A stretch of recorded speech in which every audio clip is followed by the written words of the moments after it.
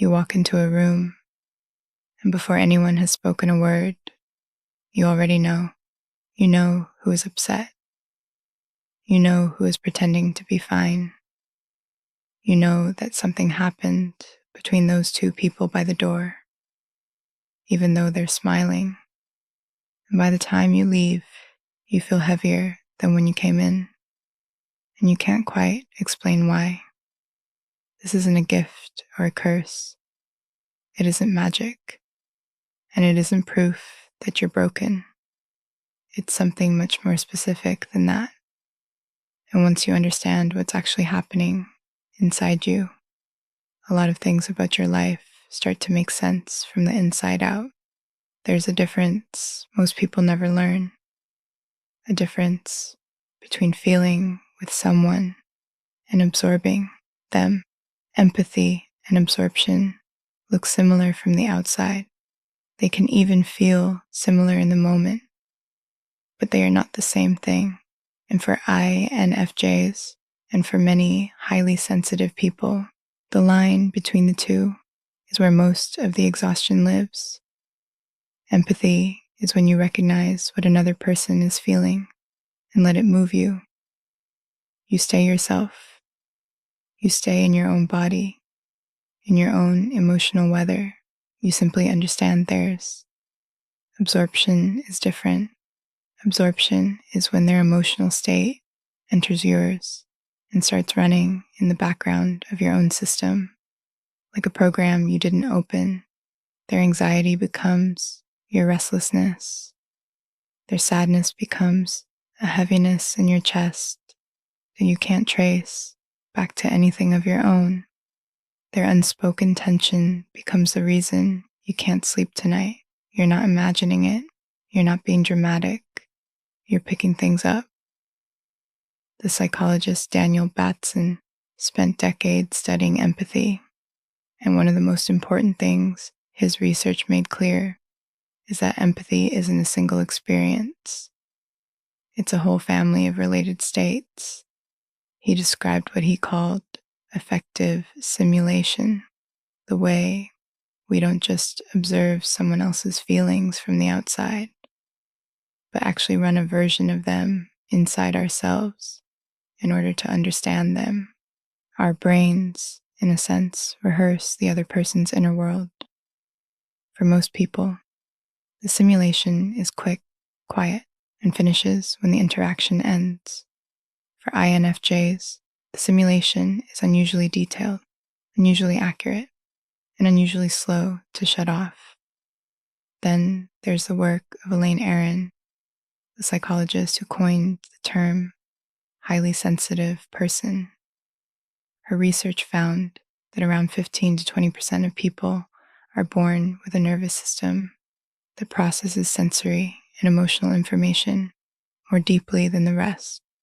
Not more emotionally, more deeply, longer processing times, more layers of meaning extracted from the same signal, more neural activity in the areas of the brain that handle awareness, attention, and empathy. If you're an INFJ, there's a strong chance you also fall into this group. And when you combine that kind of nervous system with introverted intuition, the cognitive function Carl Jung described as an unconscious perception of hidden patterns, you get something quite specific. You get a person who reads the room before the room knows it's being read. But here's what almost no one talks about.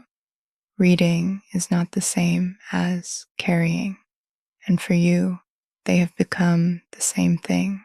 Somewhere along the way, probably very early, you learned that other people's emotions were information you needed in order to stay safe. Maybe you grew up around someone whose mood determined the temperature of the entire home. Maybe you were the sensitive child in a family that didn't talk about feelings, so you became the one who felt them for everyone. Maybe you were just born with a nervous system so open that other people's inner weather passed through you like wind through a screen door. However it happened, you learned to tune in, and you never learned how to tune out.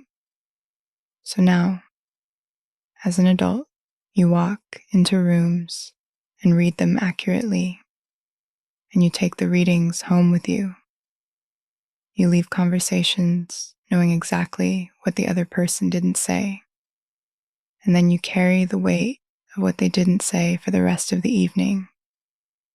You sense that a friend is struggling before they tell you, and their struggle sits in your chest for 3 days. This is absorption.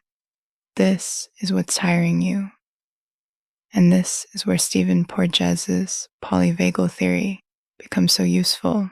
Porges, a neuroscientist, has spent his career studying how the nervous system responds to safety and threat.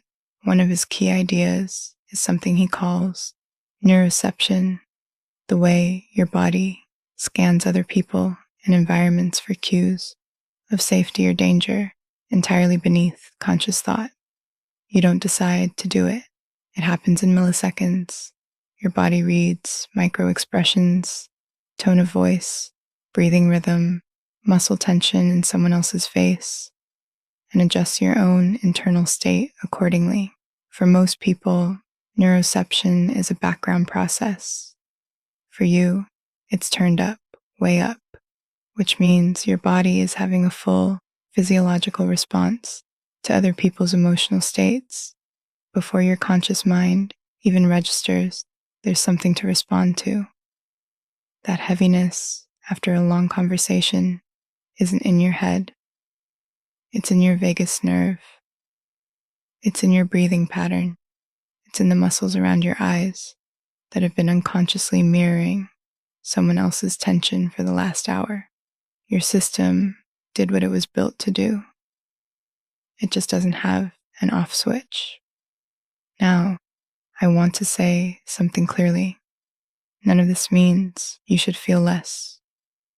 None of this means the answer is to close down, to wall off, to become the cool and detached person who feels nothing. That isn't who you are, and pretending to be that person would cost you far more than the exhaustion ever has. The answer is not less feeling. The answer is more distinction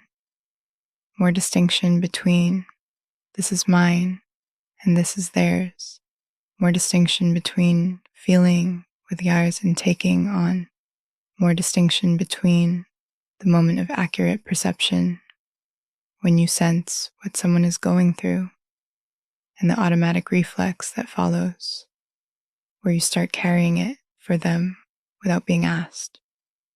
You were never asked to carry it. You just did because you could, because no one else in the room seemed to notice. Noticing is not the same as owning. Sensing is not the same as saving. You can perceive someone's inner weather with total accuracy and still let it belong to them. That is not coldness. That is not distance. That is the beginning of what it means to feel deeply and still have a self. The next time you leave a room and feel heavier than when you came in, try one small internal question. Is this mine? Not to dismiss the feeling, not to push it away, just to place it, to ask gently whether this heaviness belongs to your own life or whether you picked it up from someone else's without meaning to. Most of the time, you'll know the answer immediately. You always did. Your sensitivity is not a malfunction. Your system works the way it does, and it doesn't need fixing. It only needs understanding. It needs you to stop treating your own perception as a job you have to perform for everyone around you.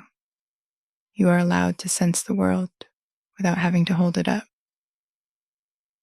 If this resonated with you, consider staying a while.